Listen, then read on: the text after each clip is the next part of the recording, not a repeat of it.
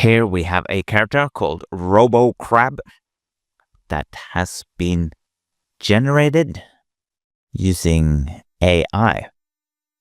So we will, in this video, look at how we can use a website called Trellis to create a model from a text prompt via image generation, then to 3D.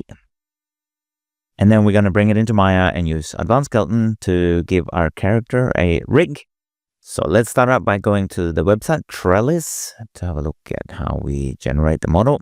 The website is trellis3d.net, and there's a button here that allows us to try this for free. Then it opens up the interface that allows us to upload any of your own images. Or what we'll look at here, there's also a gallery here of some pre-generated images. So let's just go with one from here. And you can see here is the image of our character, which is the robotic looking crab. This is going to become our RoboCrab character. So let's choose this image and then hit generate. And there we go. That has now created the 3D model. Then we can extract the file. It's called the extract GLB, which is a 3D file format. And we're going to download the file. Now, in order to get our GLB file into Maya, we are going to convert it. And to do that, we'll use a free converter that can run in a web browser. The link for this is 3dp.com. And then we'll just upload our GLB file. And there we go. Convert it to FBX and download our FBX file. And now that we have the FBX file downloaded, let's jump over to Maya. We'll make a blank new scene, drag and drop our FBX file into Maya, and hit hardware texture. You can see the model comes with 3D textures, and there we go. Here is our character. It comes in very small scale, so we are going to scale him up. Actually, let's make him 10 times the scale, and I'm going to move him as well so that his feet are touching the ground. And then let's fire up Advanced Skeleton. And the first step that is highly recommended to do is go to the preparation model section and hit the model clean button. Create the geo group and run clean. So far, so good. At this point, I'd like to save out this as my model file. So let's then make the rig file by making new scene and reference in the model. And right away, I'm going to save this out as the rig file.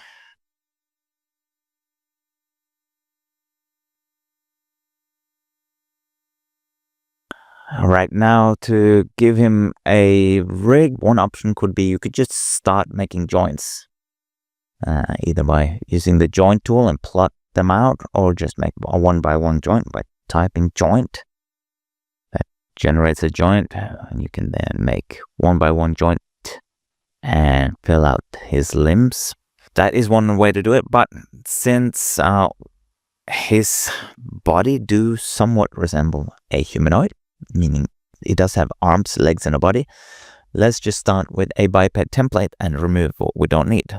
So let's go biped.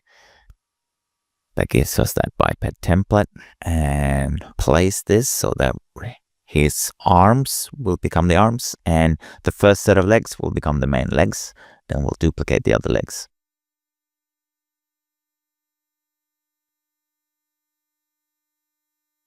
And we're not going to need a fancy spine here. We're basically going to go straight from root to head.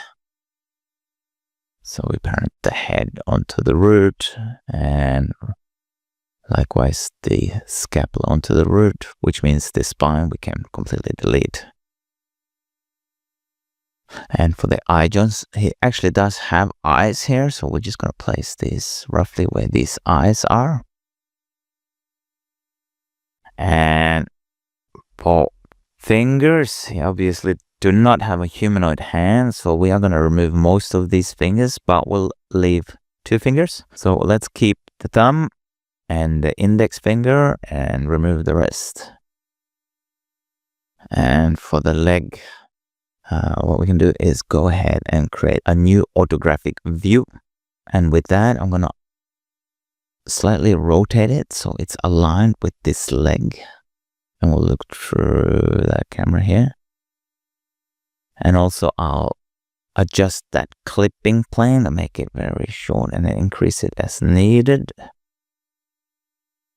And there we go. Now we have a view here which is much more clear to work with because it's a sort of a clean cut intersection of that leg using this orthographic view. Now essentially what we have is a tree bone leg here, and we're going to want all of them to be an IK, which is going to be a tree bone IK. And there's a couple of ways in Advanced Skeleton to work with that. Well, one option is to work with the leg aim, which you can see in the help file here, is basically it is an IK running from here to here, with the addition that this will aim at the end IK, obviously maintaining the offset, which gives us a tree bone IK with very good control of how much each of the bones are responsible for the IK solve. Now the other way to do this in Advanced Skeleton is to use the Q toes, which you can think of as a reverse leg aim. So with Q toes, essentially the IK is going to run from here to here, and then there'll be a controller that allows us to offset the IK, and it also allows for this segment to be included in the IK. So let's do that. Let's use the Q toes, which is just short for quadruped toes. This is mostly used in quadruped creatures because they do walk on their toes and with the heels up in the air. So you do get that need for a tree bone solution. So let's add Q toes, and then we can go ahead and run build advanced skeleton. Okay, before we start looking at the skinning, let's just look at how this IK for the back leg here works. We now see that if you're lifting the IK handle, we're getting rotation on all the three segments of this tree bone system. And on top of that, we're able to control just the end section. And we have additional attributes here. They'll set how much this can be of influence, which is basically toe aim and lift roll. If we set this to 0, you can see that this segment remains the same. Its orientation remains the same. There's no automatic rotation. It can only be rotated manually at this point. But yeah, we have the toes aim, which can be turned on, which allows this segment to automatically aim back to the top, but with an offset, of course. And the other thing we have is lift roll, which essentially allows us to automatically rotate this depending on how much closer the end IK comes to the first joint in the chain. So as we move this closer, this can automatically roll out. And we can get that by setting a lift roll value. And you can see by default 10, it's going to rotate the opposite way. So for this creature, it's going to need a negative lift roll. So we'll set it to -10. And you can then see that as this gets lifted up, this controller will automatically start rotating outwards. And this gives us a nice and intuitive three bone IK controller where we have control of how much each bone gets the IK solved. All right. I'm going to toggle back to the fit skeleton. Now we are going to need some more legs here. And for that, we're just simply going to duplicate the joint. We'll move it back to the next leg. And again, we can use our additional orthographic view, which is called the front one. We can use this. Move it back to the next leg, rotating to orient with that limb. And we can then more easily place the joints to match the model. One more time, duplicate, move it back. We'll move our view back and orient this one as well to make it easier to place it. Match the orientation of the limb. And in this side view, place the joints to match the geometry. All right, we're starting to get something that's matching our RoboCrab. Now, it's got a couple of antennas back here, so we might as well add some joints for that. That's going to be following the head. So with the head joint selected, you can use the joint tool here to plot, or you can just type joint to add one by one joint.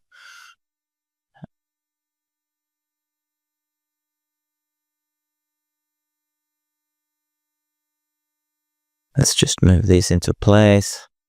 Hit the up key, enter. Makes a couple more joints. Up key, enter. And there we go. That might be enough joints for the antenna here. Now there's another one on the other side, but it's symmetrical, so that's going to be automatically mirrored. That'll do for our fit skeleton. Let's go ahead and run build advanced skeleton. And there we go. We got some controllers here. And then we are going to apply some skinning. So we will use the form option 1. We'll select the geometry. Hit the button that says plus, select the form jaws, set smooth bind options. Use the default settings here and apply. We now have the default skinning, which we can see is not going to be great for our guy here. So we will need to do some weighting here, which we will do. Just go to paint skin weights and paint some of these weights. All right, we now have some of this weighted. We can test some of these controllers. And you can see we're getting this IK working well on these legs here.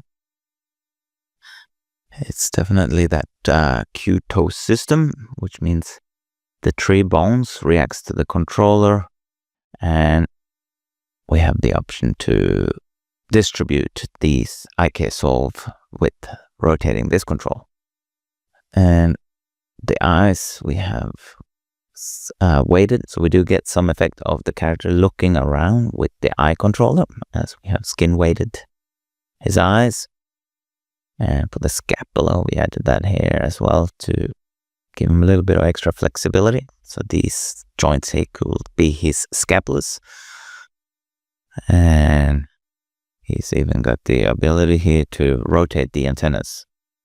Now, it should be said that the topology on these AI models tend to be not great at the moment. I think future versions of these AI model generators are going to be producing improved topologies, but for now they tend to be not ideal. So this is not a topology you use for a high quality production.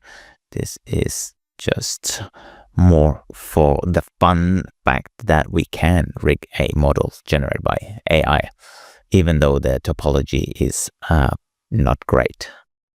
All right, so let's try to apply a little bit of animation to this guy. Now, one function that we can use here is the center between feet. If we set that to 10, what you'll see is that as soon as the IK feet starts moving, the body is also partially moving, and it's moving essentially to keep the center of mass between all the legs of the crab. So what we can do now, we can apply just this first set of legs to take a couple of steps. So let's put a couple of keys here. Something, lift the leg, and then come back down to the ground. And stay on the ground for a little while. And if we open the graph editor, we can say for these curves, once they reach the end of the animation, to keep cycle with offset. So if it's cycling with offset, you see that if you hit play, this will just keep stepping forward. Okay, now we want the rest of the legs to follow, but with a bit of offset. And what we could do is copy the keys and move the offset. But instead, what I'll show you here is that we can use this thing called time echo. So that's going to apply the same animation with time offset. And it's keeping that link. So if we are to change the timing on the front foot, that timing is going to update automatically to the back foot. So let's select the first foot, then the second foot, and say animation time echo. We'll use the default setting here by offset by 5 frames, and the amount to inherit is 100%. So apply the time echo. If we now hit play, you see that that second leg is following 5 frames behind. Let's do the same thing again, but with the third leg, and let's put it a bit further behind, maybe 7 frames. Apply time echo. Now you see we get all these 3. And any change we make to the front leg is going to automatically be applied to the back leg because it's got that live link. The connection is just offset in time. Then for the other side of the crab, I will just copy the animation here. So we now have that same animation, but left and right side, I am going to offset a bit so that it starts one side and then it goes the other side. Likewise, we'll do time echo on this side of the leg. So from the first foot to the second foot, 5 frames behind. From the first foot to the last foot, 7 frames behind. Apply. And now he's got animation on both first legs and time echo on all the back legs. So we should be able to just hit play and watch our character walking along. We can do some more animation if you want. We can apply a couple of keys to the head. There we go. RoboCrab walking with all his legs. We could even let his eyes move a little bit. And maybe we'll have these eyes moving similar to the head motion, but just a little bit ahead in time. So the eyes lead the way for the head. So he looks first, head follow. Be back to looking straight ahead at the end. And hit play. So we got our RoboCrab going for a walk and looking around. And that's it. That's how we can do a quick rig of AI generated RoboCrab and a look at using the time echo function. I hope you have enjoyed this video, and I'll see you next time.